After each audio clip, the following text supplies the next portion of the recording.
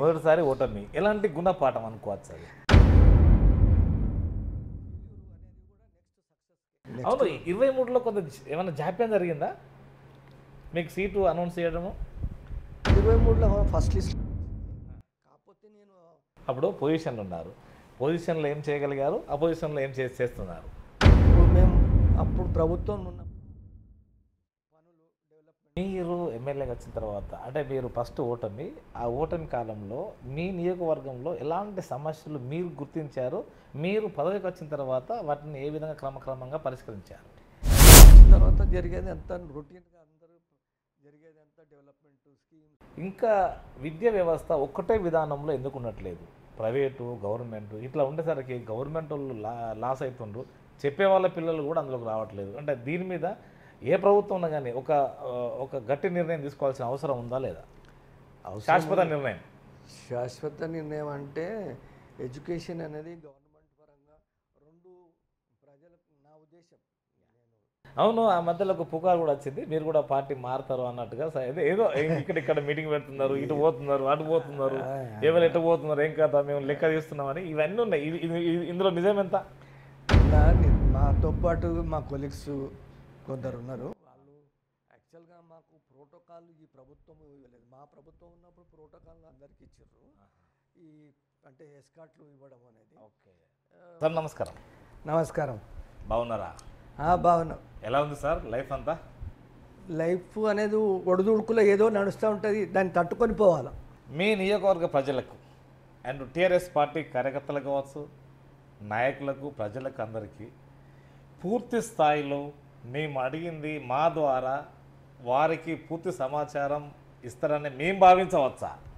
తప్పకుండా చేయాలి. అంటే ఏదైతే మీరు అడగబోతున్నారో తప్పకుండా మా ప్రజలకు అందరికీ పార్టీ పరంగా కాకుండా అందరు ప్రజలకి అందరికీ సుఖశాంతులు ఉండాలనే దాని భావనతో తప్పకుండా నేను ఆలోచిస్తాను. సో మాతో మీరు ఏకీపిస్తున్నారా? తప్పకుండా మేము, ఎందుకంటే ప్రజలందరూ బాగుండాలనేది ఉద్దేశం. సిద్ధమేనా? అవును, సిద్ధమే. ఒక పొలిటికల్ అనేవాడు కొందరికి మన కాకుండా అందరికీ మా నియోజకవర్గం ఏ పార్టీకైనా ఎమ్మెల్యే అక్కడ అంతే అంతే. పార్టీ వరకు ఓకే, నాకు అట్లని లేవు, కానీ మరి అభివృద్ధిలో అయితే అందరికీ ఆ ప్రాంత ప్రజలకు అందరికీ ఎమ్మెల్యే. ఎస్, అంతే కదా? అంతే. సిద్ధమేనా? సిద్ధమే. మీరు మా ద్వారా వారికి పూర్తి స్థాయిలో సమాచారం అందిస్తారని సిద్ధమే కదా? తప్పకుండా. సార్, మీ కుటుంబ నేపథ్యం? మా కుటుంబ నేపథ్యం, నేను యాక్చువల్గా నా ప్రాపర్ జరాసంగం, నా పుట్టుపూర్వకం అక్కడే, మా పేరెంట్స్ కూడా జరాసంగమే. నాకు 2 తమ్ముళ్ళు, నేను ముగ్గురం. నేను వృత్తిరీత్యా నేను యాక్చువల్గా నేను ఉద్యోగం చేయాలని పెద్ద కాదు, కానీ ఇట్లా చదువుతూ కొంచెం 10th క్లాస్ కాగానే ఒక అభిప్రాయం అయింది, నేను మంచిగా చదువుకోవాలా, పెద్ద ఉద్యోగం చేయాలనే అభిప్రాయం కలిగింది అప్పుడు. Okay, right. ఆ తర్వాత 10th అయిపోయింది. 10th తర్వాత ఇంటర్మీడియట్ చేసాం. ఇంటర్మీడియట్లో కొంత వెనుకబాటు జరిగింది. అంటే పాలిటెక్నిక్ ఇంజనీరింగ్ అది కొంత ఇంటర్మీడియట్ ఎందుకు ఇబ్బంది అయింది అంటే నా ద్వారా కాలేదు, ఇతరుల ద్వారా కొంచెం ఇబ్బంది అయింది. అది కొన్ని విషయాలు వస్తూ ఉంటుంది కదా. లేలే, అదేం లేదు. నాకు టార్గెట్ ఏంటంటే పెద్ద ఉద్యోగం చేయాలి. అంటే ఇప్పుడు నాకు ఇటు అటు తిరిగితే మనం ఏదైతే అనుకుంటున్నామో దాన్ని సాధించలేము. కాబట్టి మనము ఒకటే మనం గోల్ పెట్టుకోవాలి. కాబట్టి ఏదైనా అభిప్రాయం మనం ఇటు అటు తిరిగితే మనం ఏదైనా గోల్ అనుకుంటున్నాం, ఉద్యోగం వచ్చింది, సక్సెస్ కాదు. మంచి ఉద్యోగం వచ్చింది. ఎస్, అంతేనా? అంటే నాకు అంత గతంలో కూడా నేను ఫస్ట్ జీపీఎఫ్లో చేశాను, తర్వాత 1 నెలనే చేసిన, ఆ తర్వాత హెల్త్ ట్రాన్స్పోర్ట్లో చేశాను. హెల్త్ ట్రాన్స్పోర్ట్ తర్వాత అది వదిలిపెట్టి రిజైన్ చేసి డిఫెన్స్లో చేశాను యాజ్ ఏ జూనియర్ టెక్నికల్ అసిస్టెంట్గా. అది ఉద్యోగం డిఫెన్స్లో, అది డిఫెన్స్లో యాజ్ అ సివిలియన్.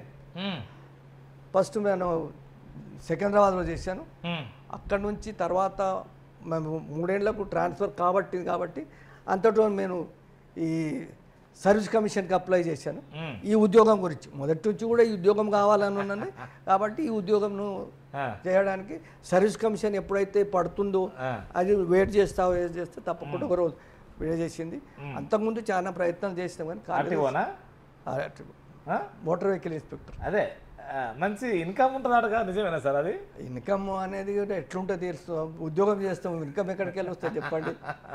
అంటే అదే ఇప్పుడు అంటారు సార్, అసలు ఉద్యోగం అంటే ప్రజలు అనుకుంటారు, ప్రజలకి కంటి చూపు వాళ్ళకి ఏం కనబడుతున్నది, పచ్చని చెట్లు పచ్చని అడి కనబడుతుంది, కానీ దానికి ఎంత కష్టపడాలి ఏం చేయాలనేది కూడా తెలియదు కదా. ఉద్యోగం వచ్చేదాకా ఏది కష్టపడరు, ఉద్యోగం వల్ల మాత్రం మంచిగా 4 రాళ్ళు వెనకేసుకోవాలంటారు కదా, నిజమేనా అది? 4 రాలేదు ఉద్యోగం, మరి జీతం వస్తుంది 4 రాళ్ళు వెనకేసుకుంటాం, జీతం కదా మాకు వచ్చేది. ఆ జీతం కొంచెం టెక్నికల్గా ఉన్నది కాబట్టి జీతం ఎక్కువ వస్తుంది, దానికి నాలా మరి ముందు. నిజంగా మీరు ఆర్టీఓగా ఉన్నప్పుడు అంటే ఏదైనా సమస్య ఎదుర్కొన్నారా? సమస్యలు అంటూ ఏముండదు, ప్రజలతోటి ఉంటుంది, మాకు రకరకాలుగా జనాలు వెహికల్స్ ఆపడం, ఫైన్స్ వేయడము, ఇవన్నీ ఉంటాయి కదా. ఉంటాయి తప్పకుండా, అవన్నీ కూడా మనం వెహికల్స్ చెక్కింగ్ కానీ లేకుంటే లైసెన్స్ ఇవ్వడం కావచ్చు, ఇవన్నీ కూడా మీ ఆధ్వర్యంలో ఉంటాయి కదా. లైసెన్స్ కానీ ఫిట్నెస్ కానీ వెహికల్ రిజిస్ట్రేషన్స్ కానీ చెకింగ్ కానీ అన్నీ కూడా మనకు ఒక టార్గెట్ ఇస్తున్నప్పుడు ఆ టార్గెట్ అచీవ్ చేయాలా, అటువంటిది ఉండేది అనమాట. టార్గెట్ ఇస్తారా? డ్యూటీ చేయమన్నారు, టార్గెట్ ఇవ్వడమేనా? టార్గెట్ అంటే మనం ఇప్పుడు రెవెన్యూ అనేది మేము చేసేది డిపార్ట్మెంట్, రెవెన్యూ డిపార్ట్మెంట్, రెవెన్యూ సంపాదించింది కాబట్టి మేము రెవెన్యూ జనరేట్ చేయాలి. అందరికి అన్ని ఉన్నాక మీ వల్ల ఏముండదు కదా. మా వల్ల ఇప్పుడు అంటే అందరికీ ఇప్పుడు రెవెన్యూ కట్టించడమే, అది ఇన్సూరెన్స్ కావచ్చు, ఫిట్నెస్ కావాలి, మనం రెవెన్యూ కావాలంటే అది ఒక్కటే కాదు, ఫిట్నెస్ చేస్తే రెవెన్యూ వస్తుంది, రిజిస్ట్రేషన్ చేస్తే రెవెన్యూ వస్తుంది, ఇంకా చెక్కింగ్లో కూడా కొంత ఏదైతే మరి ఫైన్స్ అంటే కొందరు తప్పులు చేసుకుంటా పోతారు, దానికి కూడా ఫైన్ వేస్తే దానికి కూడా రెవెన్యూ వస్తుంది. అంటే ఏదైతే ఈ ప్రభుత్వం దీని ప్రకారం రూల్స్ ప్రకారం నడిచే వాటికి ఎవరు ఏమన్నారు. So at the same time పిల్లలు, అట్ ద సేమ్ టైం నేను 1985లో మ్యారేజ్. ఉద్యోగం ఎప్పుడు వచ్చింది? 1982లో. ఆఫ్టర్ అంటే ఉద్యోగం రాకముందు, అదే పెళ్లి కాకముందుకే ఉద్యోగం వచ్చింది. పెళ్లి కాకముందుకు ఈ ఉద్యోగం, పెళ్లి కాకముందు మిగతా 3 చేశాను. అవును అవును, మిగతా ఉద్యోగం చేసి ఈ ఉద్యోగం వచ్చిన తర్వాతనే. పెళ్లి అయినాక వచ్చిందా ఈ ఉద్యోగం? లేదు, పెళ్లి కాకముందు వచ్చింది కూడా. పెళ్లి ఉద్యోగం వచ్చింది 82లో, పెళ్లి అయింది 85లో. అచ్చా. సో అంటే ఉద్యోగం ఉన్నదానే మీకు ఇది ఇచ్చారా మేడం వాళ్ళను, లేకపోతే ఏమన్నా మ్యానువల్లా? అది ఏం లేదు, మాకు వేరే వాళ్ళు కూడా మాకు సొంత అటువంటిది ఏం లేదు. లేదు అటువంటిది ఏం లేదు. పిల్లలు మాకు 3 పిల్లలు, పెద్దోళ్ళు వాళ్ళు డిగ్రీలు చేసుకున్నారు, అమ్మాయి కూడా బీటెక్ చేసింది, చిన్న అబ్బాయి కూడా బీటెక్ చేసింది. సెటిల్ అంటే పెద్ద అబ్బాయి కొంచెం కొన్ని ప్రైవేట్ ఉద్యోగాలు చేస్తా వచ్చారు సార్. ఓకే. ఆ లోపల కొంచెం ఎమ్మెల్యే కొడుకు అంటే వ్యాపారాలు రకరకాలు ఉంటాయి కదా, అంత పూర్తి లేదు, మేము అట్లా చేసేది లేదు, మీరు కనుక్కోవచ్చు ఎక్కడన్నా అందరికి. ఆ రకంగా లేదు, ఎందుకంటే అందరూ ఆ రకంగా చేయాలనేది ఏం లేదు. ఉద్యోగం రిటైర్మెంట్ అయిన తర్వాతనే ఎమ్మెల్యేలను తప్పు పట్టుడు చాలా తప్పు. లేదు, ఎమ్మెల్యే కొడుకులకు ఏదో వ్యాపారాలు ఉంటాయి కదా అన్న, అంతే. వ్యాపారం తండ్రులకు ఉంటే ఆ వ్యాపారం కొడుకుంటుంది, అంతేగాని తండ్రులకు లేనప్పుడు కొడుకులకు ఎక్కడికి వెళ్ళొచ్చు సార్. ఇప్పుడు ఆఫ్టర్ రిటైర్మెంట్ తర్వాతనేనా ఇది వచ్చింది? రిటైర్మెంట్ తర్వాతనే. అప్పుడు టీఆర్ఎస్ ప్రభుత్వం 2014లో పిలిచారు కాబట్టి టికెట్ ఇచ్చారు. ఎందుకు అంటే మీకున్న ఐడెంటిటీ ఏంటి అసలు? అప్పుడు నా ఐడెంటిటీ ఏంటంటే, నేను ఉద్యోగంలో చేసేటప్పుడు మా వాళ్ళకి అందరికీ, మా జైరాబాద్ కానీ ఇంకా తెలిసిన వాళ్ళకి లైసెన్స్ ఇప్పించడం, చిన్న చిన్న ఉద్యోగాలు పట్టించడము, తర్వాత చిన్న సర్వీస్ ఓరియంటెడ్, తర్వాత ఇప్పుడు కొంత ఈ మందిరాలు వాటికి వీటికి చేయడం, సోషల్ మీడియా సోషల్ దీంట్లో అట్లా. నేను మా ఏరియాలో నేను ఒక్కనే ఈ ఉద్యోగం చేసినోని జైరాబాద్. ఆ టైంలో నేను ఒక్కనే, తర్వాత ఇంకొక ఆయన వచ్చాడు ప్రభుదాస్ అని. అంటే మ్యాక్సిమంగా మేము అక్కడికి వెళ్ళి నేను వచ్చిన తర్వాతనే ఈ ఉద్యోగం చాలా మందికి తెలిసింది, పలానా అంతే. అచ్చా అచ్చా, ఓకే. ఎనీహౌ తర్వాత అనూహ్యంగా రాజకీయాల్లో మొదటిసారి ఓటమి, ఎలాంటి గుణపాఠం అనుకోవచ్చు అది? అంటే ఈ ప్రతి ఫెయిల్యూర్ అనేది కూడా నెక్స్ట్ సక్సెస్కే. ప్రభుత్వం వచ్చింది, ప్రభుత్వం వచ్చింది, నేను ఓడిపోయినా. ఇప్పుడు ఏదైతే ఈ యొక్క ఓటమి అనేది మనకు ఒక ట్రైనింగ్ క్లాస్, ఒక ట్రైనింగ్ క్లాస్, రాజకీయాల్లో ట్రైనింగ్ క్లాస్ ఉంటుంది. అంతవరకు అంతా ఉద్యోగమే కదా. అప్పుడంతా ప్రభుత్వం ఏం చేస్తే ఆ పనులు చెప్పాలా, అదే వాళ్ళు చెప్పింది పని చేయాలా అని ఆ రకంగా. దీంట్లోనేమో ఇప్పుడు ఓడిపోయిన తర్వాత ఎట్లా పబ్లిక్తో మూవ్ కావాలా, ఎవరెవరితో ఎట్లా మాట్లాడాలా, పబ్లిక్ చిన్న పెద్ద అందరూ రకరకాలుగా మనుషులు ఉంటారు కాబట్టి అందరిని కూడా కలుపుకొని తీసుకుని అది ఒక ట్రైనింగ్ క్లాస్ అనుకోవాలి. రాజకీయాలలో వివక్షత ఉంటుందా ఉండదా? ఉంటుంటుంది, ఉండదని కాదు కానీ తప్పకుండా వివక్షత. ఎందుకంటే కొంత తోటివాడు నాతో ఆపోజిట్లో నిలబడ్డాడు, అరే వాడు నాతో వస్తున్నాం కానీ అరే ఎందుకు లే అనేది ఉంటుంది. కానీ దాన్ని కొంచెం మనం అంటే సప్రెస్ చేసి అధిగమించేస్తే మనం వివక్ష అనేది కూడా మనం ఎదుర్కోవచ్చు. అంటే వివక్షను ఎదుర్కోవచ్చు కానీ చేసే వాళ్ళు అట్లనే కొనసాగుతున్నారు కదా. కొనసాగినా మనము అందరితో పబ్లిక్తో మంచిగా ఉంటే ఆ వివక్ష అనేది ఆటోమేటిక్గా వాళ్ళకి తగ్గుతుంది, అవతల వాళ్ళకి తగ్గిపోతుంది. అది మనం అంటే మనం వివక్ష ఉన్నా కూడా మన మనస్తత్వం మనం పబ్లిక్తో మంచి మూడ్లో ఉన్న మంచి రకంగా పోతే మనకేమీ ఎటువంటిది అడ్డు రాదు. స్మాల్ ఏది అంటే దాదాపు ఎంత 3 అంకెలతోనే మీరు ఓడిపోయారు అంతే కదా, 840. ఎస్ అదే. సో దెన్ మళ్ళీ దాదాపు ఒక 34+లో మళ్ళీ మీరు తన మీదే మళ్ళీ గెలిచారు. మళ్ళీ గీతారెడ్డి మీద ఫస్ట్ టైం ఓడిపోయింది గీతారెడ్డి చేతిలోనే. ఎందుకంటే నాకు పెద్ద పొలిటికల్ ఎక్స్పీరియన్స్ లేదు కదా. అంటే మనం చెస్ ఎట్లా ఆడతాం అనేది ఆ చెస్ అనేది నేర్చుకోలేదు కాబట్టి చదరంగమే మరి. అందుకే ఇంట్లో వచ్చినాక కూడా ఆ చదరంగం ఎట్లా అనేది కూడా మరి మాకు పెద్దలు అందరూ కూడా ఇట్లా చేయాలట్లా అని మా మంత్రివర్గంలో పెద్దలు మాకు నేర్పించడం, ఇట్లా చేయాలి అట్లా చేయాలి, వాళ్ళని ఫాలో అవుతూ నెక్స్ట్ టైంకు మనము అందరితో కలుపుకోవాలి. 2018లో గెలుపు అవును, ఎలా ఉంది ఆ గెలుపుకు? ఆ గెలుపులో ప్రభుత్వం ఎలా ఫీల్ అయ్యారు మీరు ఆ రోజు చాలా సంతోషం. ఎందుకంటే నేను ఒక పర్వతం ఎక్కినట్లుంటుంది అది, ఒక పర్వతం ఎక్కినట్లు. ఎందుకంటే నేను ఇక్కడ అంతకుముందు ట్రై చేసినాను, ఫెయిల్యూర్ అయినాను కాబట్టి మళ్ళీ ఇప్పుడు ఎక్కుతుంటే పర్వతం ఎక్కేటోడు ఒక్కటేసారి సక్సెస్ కాలేడు. పర్వతం ఎక్కడంటే ఎక్కుతూ పడిపోతాడు, మళ్ళీ ఎక్కుతూ పడిపోతాడు. అట్లా కాకుండా లాస్ట్కు సక్సెస్ అవుతాయి. అట్లాగే నేను కూడా ఫెయిల్యూర్ అయినాక కూడా 5 ఏళ్ళు మరి ప్రభుత్వం నుండి తిరిగి ప్రభుత్వం చేస్తున్న అక్కడ ఇన్ఛార్జ్ ఇచ్చారు. అప్పుడు ప్రభుత్వం చేస్తున్న ఈ కార్యక్రమాలు ఇంటింటికి తీసుకుపోవడం, ప్రజల్లో తీసుకుపోవడం అంతా కొత్తగా ఏర్పడింది ప్రభుత్వం. అంటే ఇంకోటి తెలంగాణ వచ్చిన తర్వాత కొత్తగా ఏర్పడింది అదే కదా. సో తెలంగాణ మూలాలు కావచ్చు, ఇంకేమైనా చెప్పగలిగారా అక్కడ?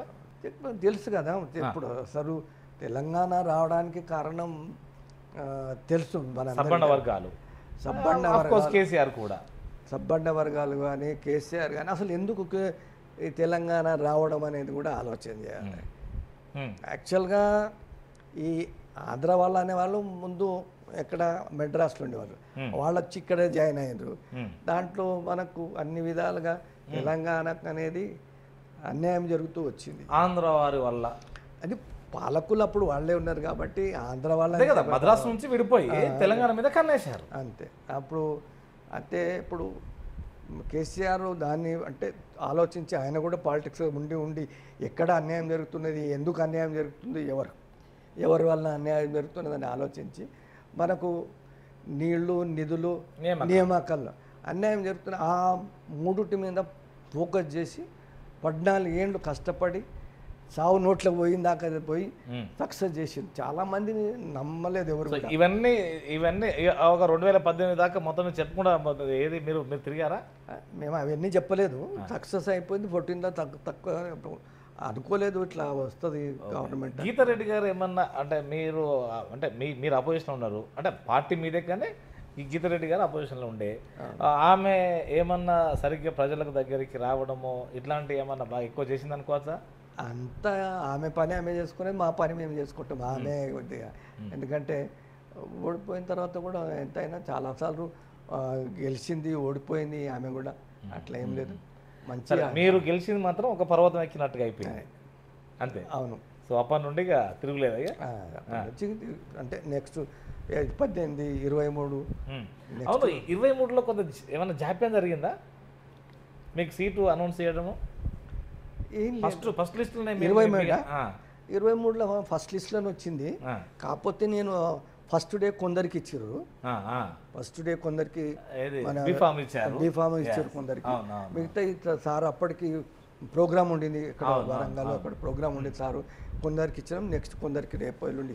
ఎందుకో ఇక్కడ ఏంటంటే కొంత అంటే కొంత ఫస్ట్లో కొందరికి ఇచ్చారు, నెక్స్ట్ నర్వస్ కూడా ఏది పార్టీలో తీసుకోవడం వల్ల మీరేమన్నా నర్వస్ అయ్యారా అప్పుడేమన్నా? నాకేం నర్వస్ కాలేదు, మనకు ఉన్న ప్రజలు మన ఎంబడి ఉన్నారు. నరోత్తం వల్ల నాకేం పెద్ద ఆయన కూడా పాటలకు ఉన్నాడు కదా, పాటలకు వచ్చిండు కదా, వచ్చిండు ఆయన, వచ్చిండు ఆయన అంటే ఏది ఎక్స్పెక్ట్ ఏది సీట్ ఇస్తారన్నా లేదంటే ఇంకొకటి ఏదో మొత్తం మీద ఆశించిండు ఆయన ఆలోచన ఉండొచ్చు, అది మనం ఎందుకు అది వస్తుంది టికెట్ వస్తున్న ఉద్దేశంతో కావచ్చు. ఆ మనిషి అనేవాడు తప్పకుండా ఆశిస్తాడు, ఆయన కూడా ఆశించుండి ఉంటాడు. కానీ అక్కడ సర్వేలు చేసేది మరి అప్పుడున్న ప్రభుత్వాలు నరోత్తరంలో జాయిన్ చేసుకున్నప్పుడు మీరు ఉన్నారా? మీరు లేరు కదా, అంటే ఏది ఆయన తాను పార్టీలకు వచ్చినప్పుడు? నేను లేను, అంటే ప్రభుత్వంలో జాయిన్ చేసుకోవడం ఆయన అందరు తెచ్చి తెలంగాణ మాలో జాయిన్ అవుతున్నాడు. ఎవరికి ఆయన జాయిన్ అయిపోయిన దానికి నాకేం అభ్యంతరం లేదు. ప్రభుత్వం అంటే అప్పుడున్న మొత్తం మీద రెండోసారి కూడా టికెట్ వచ్చింది, గెలిచారు. ఎలా ఉంది మొదటి దప్పకు రెండో దప్పకు? ఇప్పుడేమో అపోజిషన్లో ఉన్నారు, అప్పుడు పొజిషన్లో ఉన్నారు. పొజిషన్లో ఏం చేయగలిగారు, అపోజిషన్లో ఏం చేస్తున్నారు? మేము అప్పుడు ప్రభుత్వం ఉన్నప్పుడు పనులు, డెవలప్మెంట్ వర్క్స్ కానీ స్కీమ్స్ కానీ అన్నీ ప్రతి ఇంటర్వెల్స్ ఏదైనా కూడా మనం ఈ యొక్క డెవలప్మెంట్ వర్క్స్, సీసీ రోడ్లు కానీ ఏదన్నా కమ్యూనిటీ వైజ్ బిల్డింగ్స్ కానీ మరి ప్రతిదీ కూడా డెవలప్మెంట్స్, రోడ్స్, డ్రైన్స్ అన్నీ కూడా డెవలప్మెంట్ చేసినాము. అది మరి అట్లాగే జహీరాబాద్ అంటే పంటలకు నీరు తక్కువ, దాదాపు ఒక ఏది అంటే ఎత్తుపల్లాలు ఎక్కువ. ఎస్, మేము జహీరాబాద్ అనేది లాస్ట్కి మౌడంపల్లి అనే విలేజ్, అక్కడ లాస్ట్కి అది ఇంచుమించు సముద్ర మట్టానికి 665 మీటర్ల ఎత్తున ఉంటుంది. అక్కడ మా దగ్గర పెద్దగా నదులు ఏం లేవు. మా జహీరాబాద్కి పెద్ద నది అనేది ఏం లేదు. నారాయణఖేడ్కు టచ్లో ఉంది కానీ అదేవిధంగా చెరువులు కూడా పెద్దగా లేవు, 1, 2, 3 చిన్న చిన్న కుంటలు లాంటి ఉన్నాయి. వర్షపాతం కూడా మనంతా డ్రై ల్యాండ్. కానీ ముఖ్యమంత్రి గారు ఒక పెద్ద ప్రాజెక్టు కాళేశ్వరం అనే ప్రాజెక్టు కట్టి ప్రతి నియోజకవర్గానికి నీళ్ళు ఇవ్వాలన్న ఉద్దేశంతో, ఎందుకంటే గోదావరి నీళ్లు వర్షం పడి వృధాగా సముద్రంలో కలిసిపోతున్నాయి, ఎందుకు మనం ఈ వాటర్ వాడుకోవద్దనే ఉద్దేశంతో తను ఆ యొక్క ప్రాజెక్టు చేసి ఆ కాళేశ్వరం నీళ్లను అంచెలంచెలుగా కొన్ని రిజర్వాయర్లు, మల్లన్న సాగర్ కావచ్చు, రంగనాయక సాగర్ కావచ్చు, కొండపోయం అటు రిజర్వాయర్లు చేసుకొని మనకు నీళ్ళ పంటలు ఎప్పుడైతే పంటలకు అవసరమో అప్పుడు నీళ్ళు ఇడిచారు. పంట కూడా మరి 68 లక్షల టన్నులు ఉంటా 3 లక్షల ఇంచుమించు 3 లక్షల టన్నుల దాకా మరి వరి పండించారు ఉన్నప్పుడు. కాబట్టి జహీరాబాద్ కూడా నీళ్లు ఇవ్వాలి. ఆ నీళ్లు తెచ్చి ఇక్కడ సింగూరులో వేసి సింగూరు నుంచి నారాయణఖేడ్కు బసవేశ్వర, సంగమేశ్వర లిఫ్ట్ ఇరిగేషన్ పెట్టి జహీరాబాద్కు నీళ్ళు ఇవ్వాలా, నారాయణఖేడ్కు నీళ్ళు ఇవ్వాలా. దాంట్లో కొంత భాగము అందోల్కు, కొంత భాగము మరి నారాయణకు కూడా అన్నిటి కూడా ఇవ్వాలనే ఉద్దేశం. సంగారెడ్డి కూడా కొంత భాగము ఇవ్వడం. ఆల్మోస్ట్ మా జహీరాబాద్కి అయితే 1 లక్ష, ఉమ్మడి మెదక్ జిల్లా మొత్తము నీరు అందించాలి. మా జహీరాబాద్కి అయితే 1,06,000 ఎకరాల భూమికి నీళ్ళు ఇవ్వాలనే ఉద్దేశంతో లిఫ్ట్ ఇరిగేషన్ ఆల్రెడీ మాజీ మంత్రి హరీష్ రావు గారు మా దగ్గర చిన్న చైర్మన్ అనే విలేజ్ దగ్గర భూమి పూజ కూడా, పంప్ హౌస్ కూడా భూమి పూజ కూడా చేయడం జరిగింది. దాన్ని కూడా మేము మళ్ళీ అసెంబ్లీలో కూడా అడగడం జరిగింది, దాన్ని కంప్లీట్ చేస్తే. ఎందుకంటే మాకు దగ్గర మా భూమి మాత్రం ఇంకేదో ఒకటి కంపెనీ వచ్చింది సార్, ఏంటిది అది? వెమ్టెక్. అంటే అదేంటి, అది ఆదిలోనే ఉంది అంత, అది ఇంకా ఏం మాత్రము పురోగతి కాలే కదా, గల కారణం ఏందనుకోవచ్చు అసలు? అది అంటే ఇప్పుడు దాంట్లో మొదట్లో ఆ భూమి పూజ కూడా చేసిండ్రు. అప్పుడున్న మంత్రి గారు కేటీఆర్ గారు భూమి ఇండస్ట్రీస్ మినిస్టర్ భూమి పూజ చేసిన తర్వాత కొంచెం డెవలప్ అక్కడ కొంచెము డిస్ప్యూట్ ఉండింది ఏదో ల్యాండ్ విషయం. అది తర్వాత చేస్తూ అయిపోయినట్టుంది. అది తర్వాత గవర్నమెంట్ మారిపోయింది. వాళ్ళు కూడా చేస్తామని అంటారు, కానీ చేస్తారా చేయరా అనేది కూడా. సో మరి అది మీ ప్రాంత సమస్య కాబట్టి మీరు దాన్ని లేవనెత్తాలి కదా. అది లేవనెత్తి మొన్న అసెంబ్లీలో అడిగిన కదా, ఆ నీళ్లు వస్తే మా ఏరియా మొత్తం సస్యశ్యామలం అయిపోతుంది. ఎందుకంటే మొత్తం చెరుకు ఎక్కువ పండుతుంది. నీళ్లు తక్కువ ఉన్నప్పటికీ కూడా బోర్వెల్స్ ఇంచుమించు 800, 1000 ఫీట్ల లోపల నీళ్లు తెచ్చి చెరుకులు పండిస్తారు. మా ఏరియాలో చాలా మరి అంటే చెరుకు పండే జోన్ కాబట్టి, అందుకే అప్పుడు ఉన్న మా ఎమ్మెల్యే బాగారెడ్డి సాబు అక్కడికి ఒక NSF ఫ్యాక్టరీ ఇవ్వడం ప్రజలకు అందరికీ కూడా, రైతులకు మెయిన్గా లాభం జరిగింది. అది తర్వాత రాను రాను అది మరి ఎందుకు అమ్మినరో, ఎవరు అమ్మినరో, ఏ పార్టీ అమ్మిందో, తర్వాత ఇప్పుడు కూడా ఇబ్బందులు పడి అది మరి.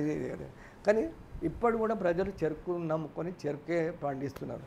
ప్రధానంగా మీరు ఎమ్మెల్యేగా వచ్చిన తర్వాత, అంటే మీరు ఫస్ట్ ఓటమి, ఆ ఓటమి కాలంలో మీ నియోజకవర్గంలో ఎలాంటి సమస్యలు మీరు గుర్తించారు, మీరు పదవికి వచ్చిన తర్వాత వాటిని ఏ విధంగా క్రమక్రమంగా పరిష్కరించారు?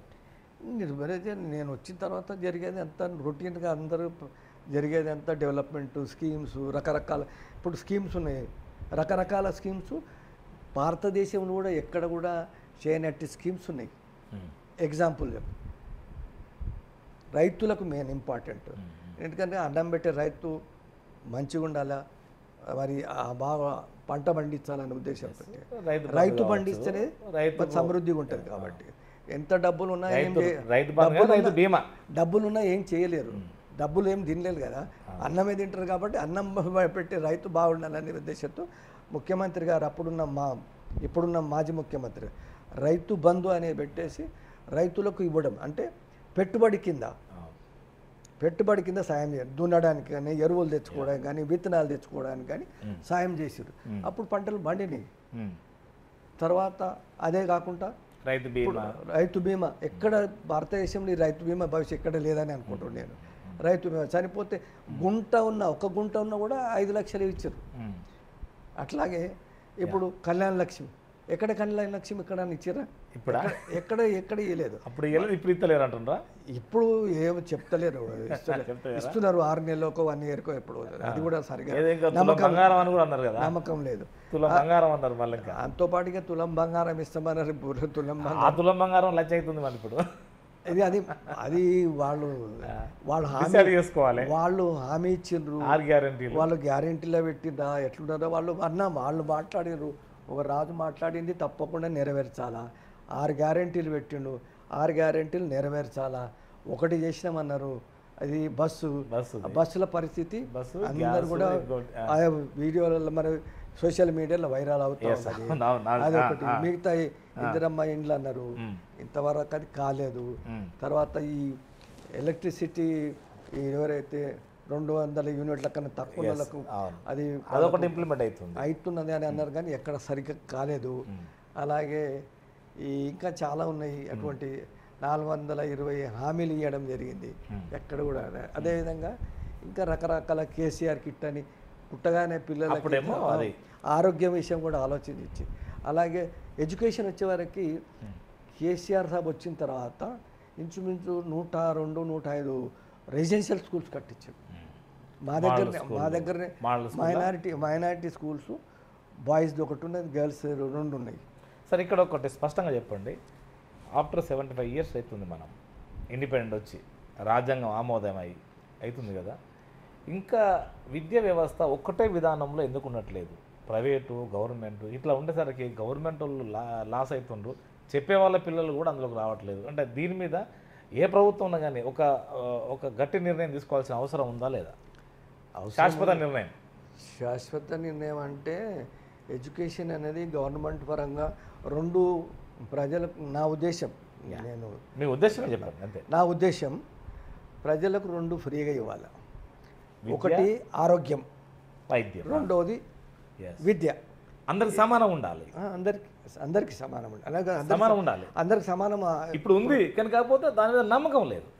అది అంటే ప్రైవేట్ అనేది మొత్తం బంద్ చేయాలి. అదిగా మీకు తెలియాలి అది. కానీ ఈ 2 ఫ్రీగా ఇస్తే అప్పుడు ఈ విద్య వలన ఏమైతే హ్యూమన్ రిసోర్సెస్ పెరుగుతుంది, ఉద్యోగాలు పెరుగుతాయి. అదేవిధంగా ఈ వాళ్ళన్నా సెల్ఫ్ ఎంప్లాయ్మెంట్ అవుతారు.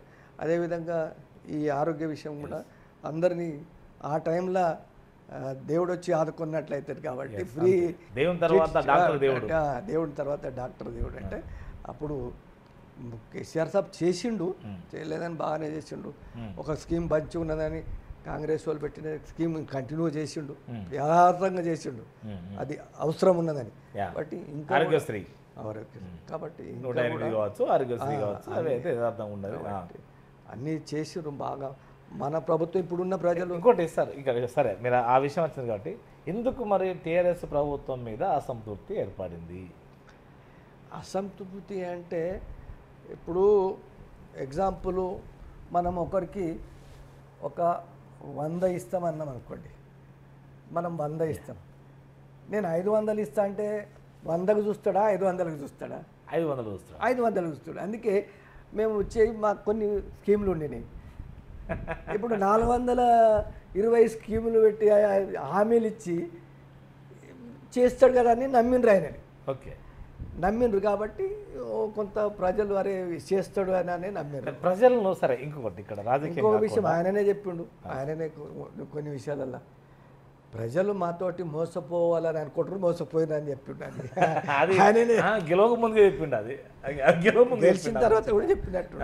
అంటే చూడండి, అంటే అది ఆ పార్టీ అని కాదు, ఏ పార్టీ అని కానీ ఈ ఉచితాల వైపు నిన్న మన సుప్రీంకోర్టు కూడా ఒక మాట అన్నది, అంటే ఉచితాల వైపు వెళ్ళడం వల్ల ఇది ప్రజలకు హానే కదా అంటే ఎప్పటికైనా కానీ అది టోటల్గా అన్ని స్టేట్స్కు అభిప్రాయాలు తీసుకొని అన్ని స్టేట్స్ అభిప్రాయాలు, అన్ని సెంట్రల్ గవర్నమెంట్ అభిప్రాయం అందరు తీసి దేశం మొత్తం అందరూ కలిసిగా అందరికీ సమానంగా. ఇప్పుడు మొన్న సెంట్రల్ గవర్నమెంట్ గెలిచింది సార్, ఇక్కడ వనరులు లేవని కాదు, మొన్న సెంట్రల్ గవర్నమెంట్ గెలిచింది. తెలంగాణకు బడ్జెట్లో ఏమన్నా ఇచ్చిర్రా? అది మీరే చెప్పాలి. హక్కుకు రావాల్సినవి మాత్రం ఇచ్చారు కానీ ఎక్స్ట్రా ఏమి వేయలేదు. అదేదో కొంత ఇబ్బంది కనిపించింది తెలంగాణ ప్రజలు.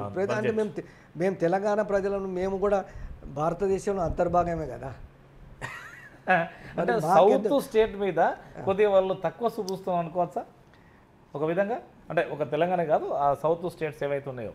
సౌత్ స్టేట్ అంటే పక్కన ఇచ్చారు కదా, ఆంధ్రప్రదేశ్కి ఇస్తున్నారు కదా, తక్కువ ఇచ్చారు అక్కడ కూడా.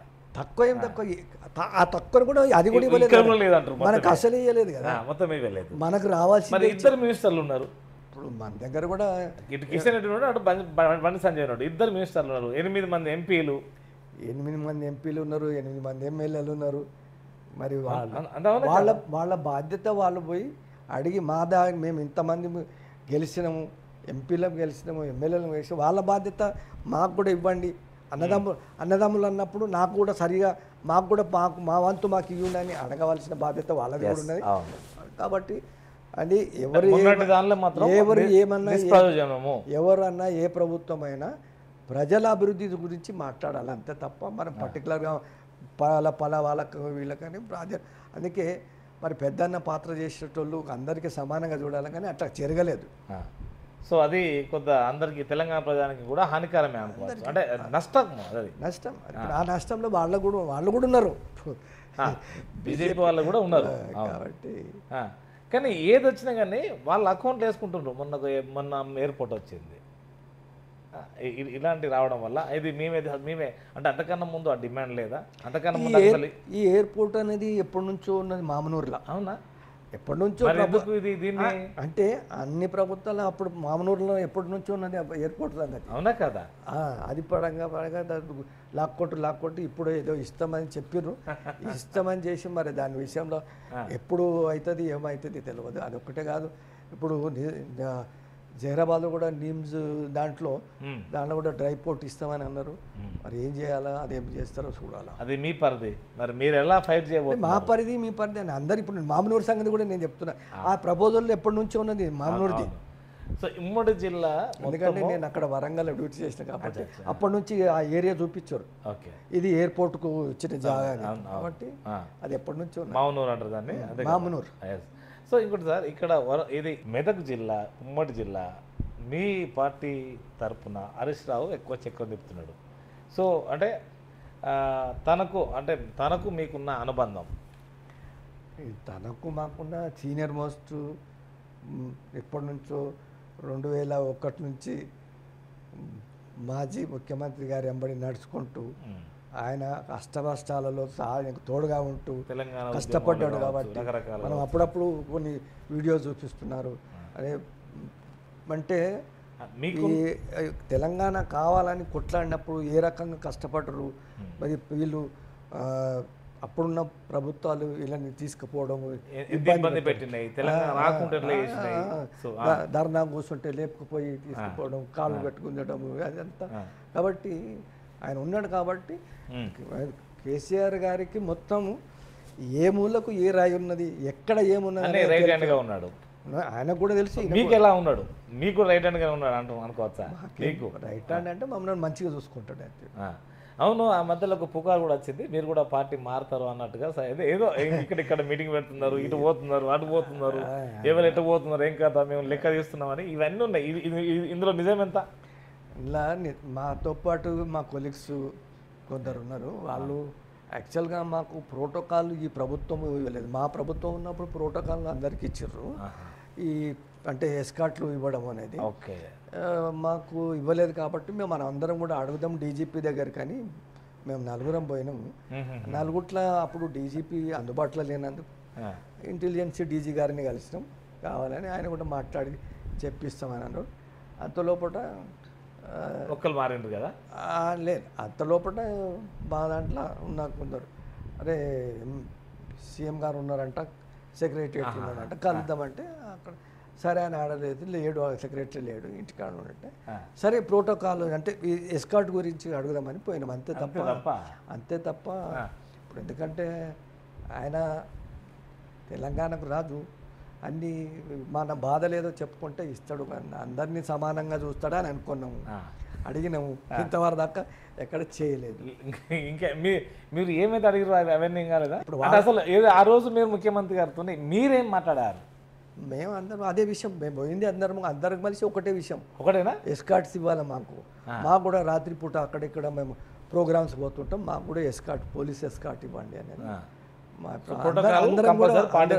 అందరం కూడా అదే మాట మాట్లాడాం. కానీ మరొక ఏది ఈయన గూడెం మైపాల్ రెడ్డి ఏమో పోయిండు, మిగతా వాళ్ళు ఏమో పోలేదు, అంతే కదా? ఆయన విషయం పడంచేరు ఎమ్మెల్యే పోయిండు, అది ఇండివిజువల్ మాట, మేము ఏం చెప్పలేము. అంటే ఏది ఆ తర్వాతనే కదా అతను వెళ్ళింది, మీరు పోంది, అది ఆయన ఇండివిజువల్ మనం చెప్పలేము. అవును, ఇప్పుడు మన కోర్టులో ఉన్నది ఏంది అసలు? మొత్తం మీద పార్టీ మారిన మీద వేటు పడుతుంది. నిజంగా అసలు ఎలక్షన్ వచ్చే అవకాశాలు ఉన్నాయంటారా? అది సుప్రీంకోర్టు నిర్ణయం. సుప్రీంకోర్టు మళ్ళీ ఇటే పంపింది కదా, ఇది త్వరగా నిర్ణయం తీసుకోవాలని స్పీకర్ గారికి. అది మరి ఆయన స్పీకర్ పరిధిలో ఉన్నది కాబట్టి స్పీకర్ ఏం చేస్తాడు అనేది, న్యాయం చేస్తాడా ఏం చేస్తాడా అనేది కూడా స్పీకర్ గారు ఆలోచించి, ఎందుకంటే ఆ హోదా ఆ అధికారం స్పీకర్ ఇచ్చారు కాబట్టి. ఇప్పుడు మీరు ఎమ్మెల్యేగా ఉన్నారు, కానీ మీ ప్రకారంగా ఏమన్నా అసలు పరిపాలన ప్రకారంగా నడుస్తున్నదా, లేకపోతే అక్కడ ఓడిపోయిన ఇన్ఛార్జ్ నడుస్తున్నదా? అట్లా నడవడం అనేది ఎవరిది నడుస్తూ గుండాయిజం ఇంకో ఇజం పెరిగిందా, అవి అట్లా రకరకాల ఉంటుంది అక్కడ. మా దగ్గర గిరిధర్ రెడ్డి ఏదో కోమటిరెడ్డి వాళ్ళకి కొంత సంబంధం కాబట్టి ఇవన్నీ అక్కడ 2 గ్రూపులు అయినాయి, కాంగ్రెస్ అనేది ఒక వాదన వస్తున్నది, నిజమేనా? వాళ్ళ పార్టీ గురించి నేను మాట్లాడే అవసరం లేదు. మేము అందరూ కలిసిమెలిసి ఉంటాము. ఎవరు మాది పెద్దరికం మీది పెద్దరికం అనేది కాబట్టి ప్రభుత్వం వాళ్ళది ఉన్నది కాబట్టి అంటారు మాది కూడా మేము కూడా మన అధికారులు మేము చెప్తే కూడా వింటారా లేదనేది కాబట్టి చేస్తూ ఉన్నారు. కాబట్టి యాజ్ ఏ ఎమ్మెల్యే కొన్ని చేస్తారు. కొన్ని మీ ముందు ఇప్పుడు ఏమేమి సమస్యలు ఉన్నాయి, వాటిని ఎలా మీరు ప్రభుత్వం దగ్గర నుంచి తీసుకెళ్తారు, లేదా ప్రభుత్వం పాటించిన అన్ని ప్రోటోకాల్ ప్రకారంగా మీరు చూసుకోవడం? మా దగ్గర కొన్ని గతంలో ఇచ్చిన కొన్ని ఈ హామీలు ఉన్నాయి, రోడ్స్ కావచ్చు, రోడ్లు కొన్ని ఎంప్లాయ్మెంట్ కావచ్చు, రెన్యువల్ ఆఫ్ రోడ్స్ అని కింద ఇచ్చినాము. అది నేను గతంలో అసెంబ్లీ ఉన్నప్పుడు సీఎం గారికి ఇచ్చినాం, సీఎం గారు సంతకం చేసి కిందికి పంపించారు, కింద ప్రాసెస్ నడుస్తూ ఉన్నది అంతే. ఇక మా జీవితంలో ఎప్పుడన్నా బాగా చేదు అయిన రోజు ఉన్నదా మీకు? అది చేదు అంటే కష్టకాలం కావచ్చు, ఇంకోటి కావచ్చు, ఆపద కావచ్చు, అది ఏదైనా కావచ్చు. కష్టకాలంలో అనేది కూడా చిన్నప్పటి నుంచి అలవాటు ఉన్నది, కష్టాలను కూడా ఎదుర్కొనేది.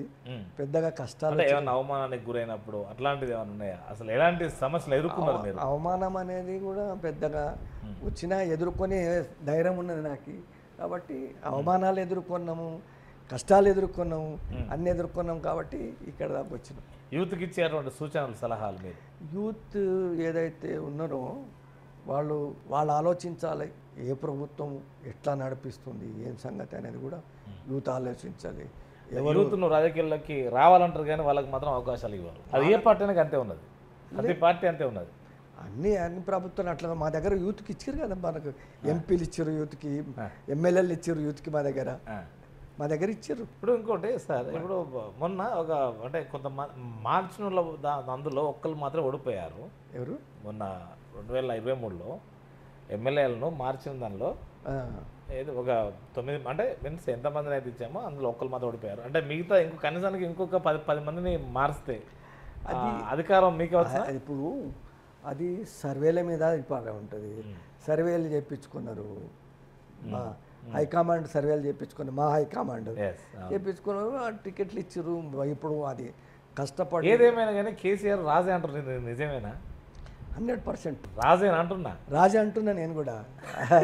రాజే 14 ఏళ్ళు. ఇప్పుడు రాముడు వనవాసం పోయి 14 సంవత్సరాలు అడవిలో ఉండి తర్వాత రాజే ఏడాడవి ఉన్నది, ఏడవేయడు తెలంగాణ అంతా అడవి ఉన్నది. ఏమన్నా మీ కుటుంబం నుంచి రాజకీయ వారసులు వస్తున్నారా? మా కుటుంబం నుంచి రాజకీయ వారు దూరం పెడుతున్నారా అందరు?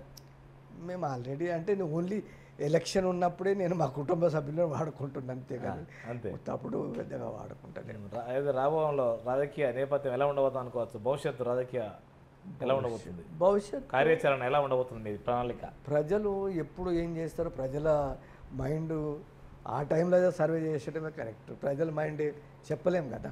పార్టీ అనుకూలించాలి, సర్వే చేయాలి, అనుకూలమైన ప్రజల మైండ్, ప్రజలు ఎప్పుడు ఏం చేస్తారో తెలుస్తుంది.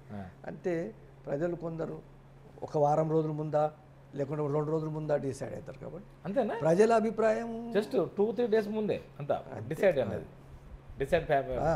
అంటే ఏ పార్టీకి ఎట్లా ప్రజలు ఆలోచిస్తారు, ఏ ప్రభుత్వం మనకు మంచి చేసింది, ఏ ప్రభుత్వం మనల్ని అన్ని విధాలుగా చూస్తుంది.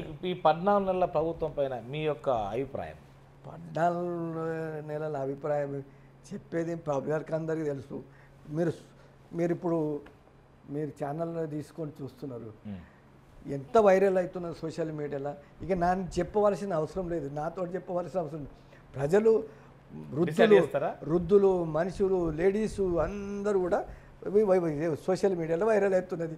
ఇక మేము చెప్పేది ఏమున్నది? ఏం లేదు, మా ప్రత్యేకంగా చెప్పేది అవసరం లేదు. ప్రజలే చెప్తున్నారు కదా. ఈ 14 నెలలోనే వ్యతిరేకత వచ్చిందని అంటే ప్రజలు అనుకోవచ్చా అంటున్నా? అనుకోవచ్చు అంటే ప్రజలు చెప్తున్నారు కదా. అంటే వాడు వ్యతిరేకం వచ్చిందనే చెప్తున్నాడు ప్రజలు, లేడీస్ అనుకూలంగా చెప్తున్నారు కదా. ఇప్పుడు రకరకాలుగా చేస్తున్నారు. ఇప్పుడు ఏదో చేసిండు కదా, ఇవి ఇస్తాం, అవి ఇస్తాం, అది ఇస్తాం, అది చేయలేదు. ఉన్న ఇండ్లు ఏదైనా కూడా కన్స్ట్రక్టివ్ ఉండాలా, డెమాలిషన్ ఉండకూడదు. కట్టడం కట్టుకోవాలి, గూలగొట్టే పనులు. ఇప్పుడు అందుకే గూలగొట్టే పనులు చేస్తారు. అందుకే అది దానికి ప్రత్యామ్నాయం ఏమైనా చేస్తే బాగుండేది. ప్రత్యామ్నాయం ఏమైనా చేసి దాన్ని అంటే. సో మీరు మీ ద్వారా ప్రభుత్వాన్ని ఏం డిమాండ్ చేస్తున్నారు? నా ద్వారా ప్రభుత్వం ఏదైతే 420 హామీలు ప్లస్ మీ నియోజకవర్గంలో ఏమేమి నిర్మాణం ఏదైతే ఆగిపోయిందో అవన్నీ కావాలి కదా. కంపెనీస్ వచ్చినాయి మనకు, ఏది ఇండస్ట్రీ వచ్చింది ఒకటి, అది కూడా ఏది పునఃప్రారంభించవలసిన బాధ్యత ఉన్నది. అది ప్రయత్నం చేస్తున్నాం. ఇంకా ఇండస్ట్రీస్ ఇంకా బాగా స్పీడప్ అవుతలేదు. మీ పరిధిలో ఉంది, ఆల్రెడీ భూమి పూజ అయింది, దాన్ని మళ్ళీ ఏది అంటే దాన్ని ముందు తీసుకోవాల్సిన బాధ్యత కూడా మీ పైన ఉన్నది. 100% తప్పకుండా సబ్జెక్ట్ వచ్చినప్పుడు తప్పకుండా అసెంబ్లీలో మాట్లాడతాం రాబో కాలంలో. సో ప్రజలకు అందరికి ఇచ్చే హామీ ఏంటిది? ప్రజలకు ముఖ్యంగా ఇంకా ఇంకొక సరే అట్లీస్ట్ ఇంకొక 4 సంవత్సరాలు ఉంది. ప్రజలకు ఇచ్చే మనిషికి నీరు అనేది చాలా ఇంపార్టెంట్, అన్నం ఇంపార్టెంట్. కాబట్టి అన్నం కావాలంటే ఎవరిని కాపాడాలా? రైతులను కాపాడాలా. నీళ్లు కావాలంటే నీళ్లను వృధాగా ఒడిసిపట్టే నీటిని మనం తెచ్చుకొని, అంటే కాళేశ్వరం ప్రాజెక్టు మంచి డెవలప్ చేసి ఆ నీళ్లను ఉపయోగించుకోవాలి. వాటర్ వేస్ట్గా పోతుందని తెలుసు కదా, అందరికీ తెలుసు వేస్ట్గా పోయేది. కాబట్టి ఆ వేస్ట్ పోయే వాటర్ని మనం తెచ్చుకొని మనం రైతులకు ఇస్తే రైతుకు కావాల్సింది నీరు కావాలి, పెట్టుబడి సాయం కావాలా, నీళ్లు కావాలా, కరెంట్ కావాలా. సో రైతులకు రుణమాఫీ కూడా అయిపోలేదు, ఇంకా ₹1,00,000 వరకు అయిపోయింది, 1,50,000 దాకా అయిపోయినట్టుంది. అది చెప్పిండ్రు, అది ఎంతవరకు 2 లక్షల పైచీలకు కాలేదు, 2 లక్షల వరకు అయిపోయింది. 2 లక్షల వరకు పైచీలకు కూడా కొందరు పైచీలుకున్న వాళ్ళు కట్టుకోండి మేము ఇస్తామన్నారు, కట్టుకున్నది కూడా కొందరు కట్టుకున్నారు కూడా వాళ్ళకు కూడా కాలేదు. అవును, కట్టుకున్న వాళ్ళు కూడా కాలేదు. సో దీని మీద మీరు ఏమైనా మాట్లాడారా? దీనిపైన మీరు ఏమైనా అడిగారా? మేము అడిగేదేమన్నా ప్రజలు అడుగుతున్నారు ఇవ్వమని, ఇంకా నేను అడిగేదే ఉంటుంది. ప్రతి ఇంట్లో రుణం తీసుకుని ఉన్నారు, అడుగుతారు రుణమాఫీ ఎప్పుడైతుంది, రుణమాఫీ ఎప్పుడైతుంది. అక్కడక్కడ కొందరు ఎమ్మెల్యేని బట్టి అడుగుతా ఉన్నారు. అవును, వాళ్ళు జవాబుదారి. మరి ఏది మిమ్మల్ని అక్కడ ఆటంకం చేయట్లేదా? అడుగుతున్నాం, మా దగ్గర అడుగుతారు, మేము కూడా చెప్తున్నాం. సమాధానం చెప్తున్నాం. ప్రభుత్వం కాంగ్రెస్ ప్రభుత్వం ఇస్తుందంట అంటున్నాం, అంతే. అంతేగాని ఇంతవరకు మేము ఉన్నామా, మేము లేము కదా అని ఇదొక్కటి మంచి ఆ మాట మేము అంటాం. మేము ఉన్నాం, మా ప్రయత్నం మేము కూడా చెప్తాం, ప్రభుత్వానికి చెప్తాం. మీరు ఏదైతే హామీలు ఇచ్చిందో అన్నీ నెరవేర్చండి, రుణమాఫీ అని అవన్నీ ఇవన్నీ అడుగుతాం. ఓకే. సో ప్రజలకు అందుబాటులో అయితే ఉంటుండ్రు, అంతేనా? ప్రజలకు అందుబాటులో ఉన్నది ప్రజలు చెప్పాలి, నేను గొప్ప చెప్పుకోవడం కాదు. సార్ చివరిగా చెప్పండి. చివరిగా చెప్పేది ఏమున్నది, అన్నం పెట్టే రైతు బాగుండాలంటే రైతుకి ఏమేమి కావాలో అవన్నీ కూడా సమకూర్చాలి. ఓకే. ఇంకోటి హ్యూమన్ రిసోర్స్ పెంచాలి అనేది అంటే విద్య ఫ్రీగా ఇవ్వాలి, గవర్నమెంట్ స్కూల్స్ బాగా డెవలప్ చేసి, ప్రైవేట్కి ఏ స్కూల్ అయినా కూడా. తర్వాత విద్య, ఆరోగ్యం గురించి, ఆరోగ్యం, వైద్యం కూడా కొంచెం ఫ్రీగా ఇస్తే కొంచెం ప్రజలకు బాగుంటుంది. ఎందుకంటే ఈ 3 అంశాలు కంపల్సరీ అందరికీ అందుబాటులో ఉండాలి. అవును, అది ఏ పార్టీ ఉన్నా పర్వాలేదు, అఫ్కోర్స్ అనుకోవచ్చు కదా. మా ప్రభుత్వం ఇచ్చింది, ఇప్పుడు ఈ ప్రభుత్వం కూడా డిమాండ్ చేస్తున్నారు. చేస్తుంది. ఇదండి, మీరు చూశారు కదా. నమస్కారం. నమస్కారం.